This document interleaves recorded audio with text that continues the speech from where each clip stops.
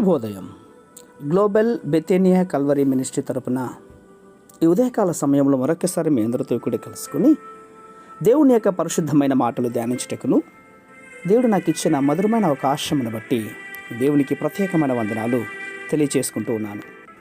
ఈరోజు కూడా పరిశుద్ధమైన వేద గ్రంథంలో నుండి మరి యొక్క చక్కటి మాటను చదువుకుందాం. మత్తయి సువార్త 26వ అధ్యాయము 74వ వచనాన్ని నేను చదువుతున్నాను. దయచేసి గమనించమని ప్రభు పేరిట మనవి చేస్తున్నాను.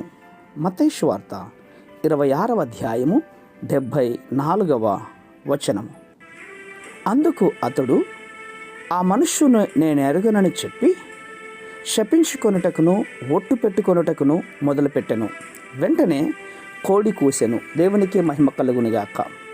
అవును ప్రియులారా, కోడి కూసినటువంటి ఆ కోడి ఒక బలమైనటువంటి ప్రసంగికుడికే కన్నులు తెరిపించినట్లుగా కనబడుతుంది. ఇంకా చెప్పాలంటే కోడి ప్రసంగికులకు ఒక ప్రసంగం చెప్పింది. ఒకే ప్రసంగంలో 3000 మందిని రక్షణలోనికి నడిపించినటువంటి పేతురుకు ప్రసంగించినటువంటి కోడిగా కనబడుతోంది. తద్వారా అతనిలో ఒక పాశ్చాత్తాపము, ఏడ్పును కలిగజేసింది. అవును, ఈ రోజుల్లో ఎంతోమంది ఉద్యోగ ప్రసంగాలు వింటారు, కానీ వారి యొక్క హృదయం రాతి బండ వలె తయారైపోయింది. వారి కళ్ళల్లో నుండి ఏమాత్రం కూడా నీళ్లు రావటం లేదు. అయితే ఈ కోడి కూసినటువంటి ఆ రాత్రి పేతురు తన తప్పుని ఏంటో గ్రహించగలిగాడు. అవును, ప్రభువుకు పూర్తిగా విధేయటం చూపించటం వలన పక్షులను సహితము కూడా ప్రభువారు వాడుకున్నారు. ప్రవక్తను హెచ్చరించడానికి కోసమే దేవుడు ఒక గాడిదను కూడా నోరు తెరిచి మాట్లాడుటకు అవకాశం ఇచ్చాడు కదండి. అవును, ఇప్పుడు మనం కోడిని గురించి ఎంత లోతుగా తెలుసుకున్నాం. అది సరి అయినటువంటి సమయంలో సరి అయిన రీతిలో పేతురుకు వినబడేటట్లుగా కూర్చుంది. అందువల్ల పేతురు నేర్చుకోవాల్సినటువంటి పాఠాలు నేర్చుకున్నాడు.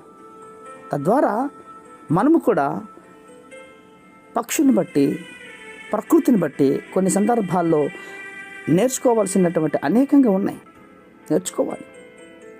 కోడి ద్వారా పేతురు యేసుక్రీస్తు యొక్క ప్రేమ ఏంటో, ప్రభు యొక్క త్యాగం ఏంటో, ప్రభుతో నడిచినటువంటి వ్యక్తి ఎందుకు తృణీకరించాడో చాలా స్పష్టంగా తన తప్పేంటో తెలుసుకోగలిగాడు. తద్వారా అతడు తన మనస్సును యేసు వైపు తిరిపించాడు. ప్రియులారా, కోడి ద్వారా పేతురు ప్రేమను కనుగొన్నటువంటి వాడుగా కనబడుతున్నాడు.